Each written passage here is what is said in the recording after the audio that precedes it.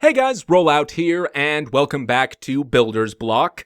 A month into this nationwide quarantine, and I'm feeling a little down, to be honest.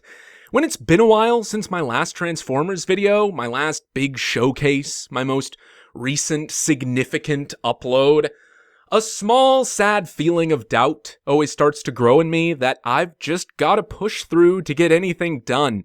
It's harder for me to make videos right now, and that's super not helping my mood. While it's a little tough to muster up a video, if I don't get Builder's Block done at the very least, it'll only make my mood worse. So here we are. The show must go on for my well-being. If you're experiencing something similar, maybe this effort will help inspire you as well. You can show your support by checking out the Builder's Block Patreon page, liking this video, and sharing it with your friends. All of that doom and gloom aside, allow me 15 minutes or so to ramble about a children's toy for the greater good.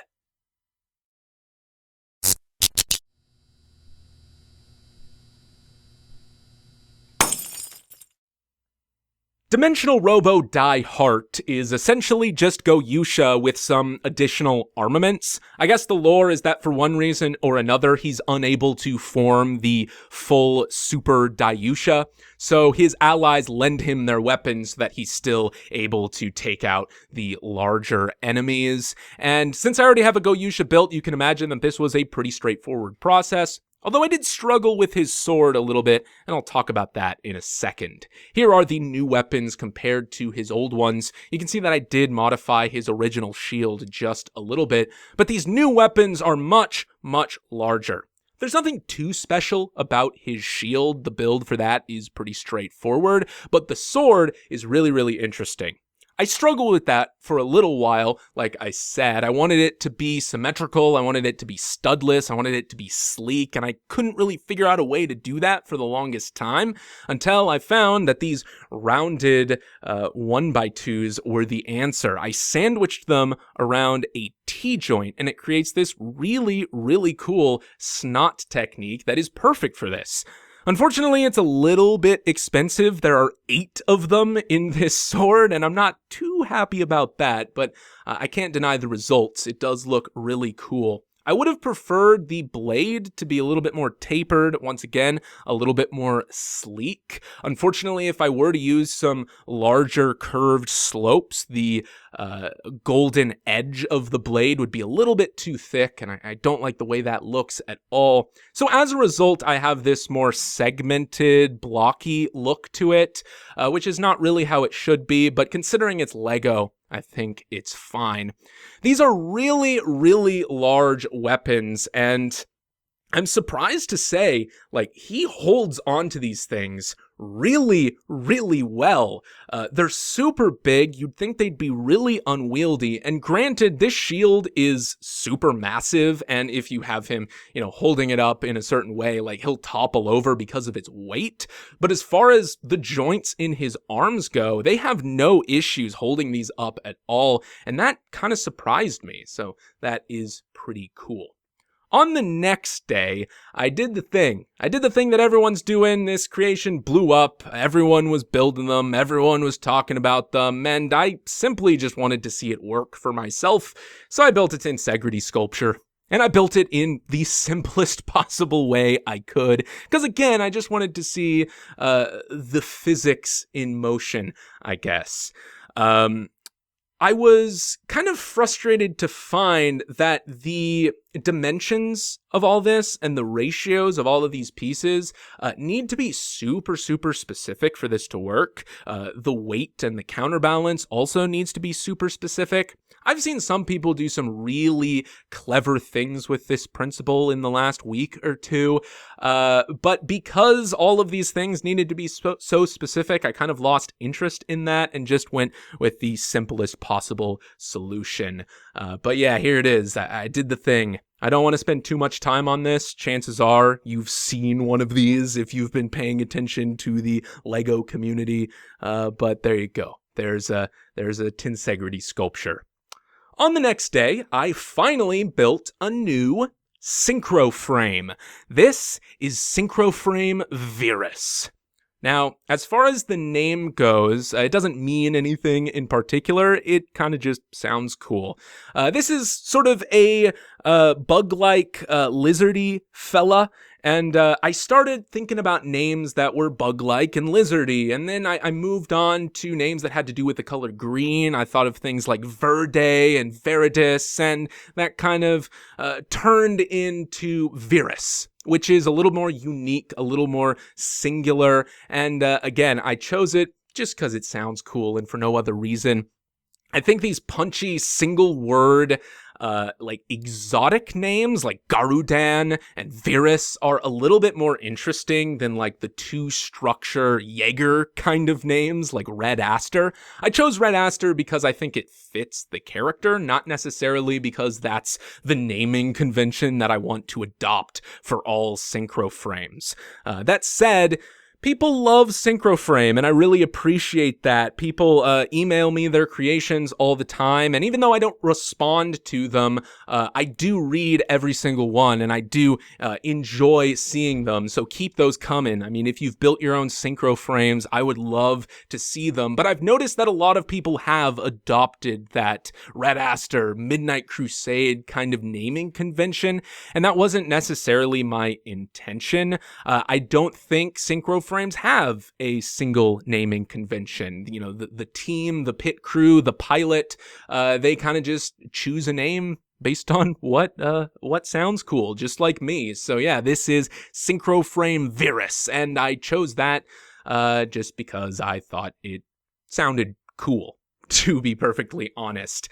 Now, I intended this guy to be a little bit more lizard-like, a little bit more chameleon, but he did end up looking a bit mantis-y because of his eyes and because of the blades on his arms. However, that's just because he's unfinished. He is meant to have 2 of those blades on either arm, and so that changes his visual look a little bit. Right now, they definitely do look like mantis blades of some kind. He has these digitigrade legs. Of course, he has those like springy suspension bits on his legs that all of my new era Synchro Frames have. It's something I really like. He has kind of Zoid-like polycaps on his arms and his legs, just kind of break up the colors with a bit of red. He has those 3 jets on the back, and then around those jets, he has these scaly features that kind of create a collar. I absolutely love the way that looks. That's like my favorite part about this guy's design. Now you can see that he is meant to have 2 of these blades on either arm. At the moment, at this point, I only had 2 of them, so I had to work with what I had to show this off. But you can see that they fold up onto his arms so that he is able to punch. I imagine he's able to guard effectively with the broad side of those blades. And then they fold out and deploy into these large claws on either hand. And that is his main mode of attack.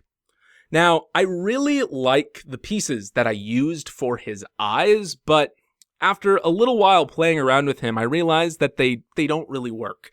Those elements do not have very much clutch at all, and I got frustrated with the fact that they just kept popping off. So I needed to find a better solution.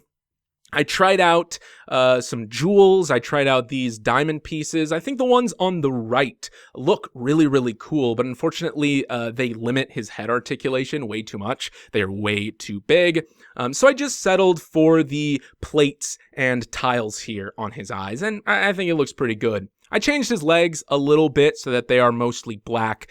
This kind of matches the motif that Garudan has going on. And then I did acquire 2 more scythe blades from Starscreamer. During this quarantine, our LEGO collections have been kind of symbiotic because, well, we can't really effectively make Bricklink orders because international shipments are super, super delayed. We can't go to Bricks and Minifigs to get LEGO bulk. So we just kind of have to share all of our LEGO. And so I got these from Starscreamer so that I could finish up this guy here. You can see the 2 blades on either arm there. And then they deploy into the claws as well. Here he is with Red Aster. They are around the same size. This is therein about the standard size for a Synchro Frame. But I think this guy is super, super fun. He's really dynamic, and one of the reasons I love playing with him is because his weapons are so ridiculously versatile. Of course, you can have them folded up, you can have them become claws, but they can also kind of extend out completely to be like these staff weapons. You can just fold out one blade, so they're like swords. You can just point one blade forward so he can stab and slash with them.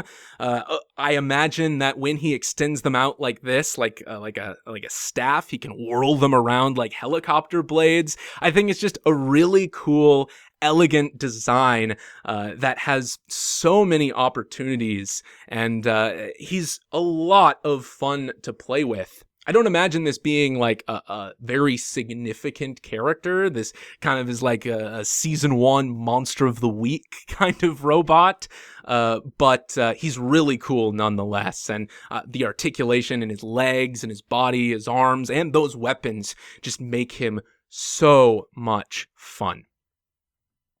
On the next day, I was just kind of playing around with these elements here, and I kind of plugged these fire pieces into the round bar elements here and was creating some cool experimental organic looking shapes. I think there's a lot of potential for this. Looking at this now, of course, I can imagine fire effects, but also they kind of create a solid shape. This could be the horn of a demon of some kind, maybe. Here, all of those pieces are kind of clustered together in a different way. It creates this like compound flame that I think looks really cool, and again, just has a lot of potential in larger mocks. Here's another orientation of them that has kind of this V shape to it. I can imagine this being on the back of a dragon or something as scales or a mane of fire. I just think that this technique is super cool. I'm sure it's been done before. It just makes sense to me, but I was just playing around with pieces. I came to this conclusion. Maybe I'll use this in the future, but if not, you can feel free to do something with this. If I can inspire you with little techniques like this, then it is absolutely worth it. On the final day, a YouTube comment prompted me to just show off the frame that I use for my dimensional robos and whatnot in its most simple form.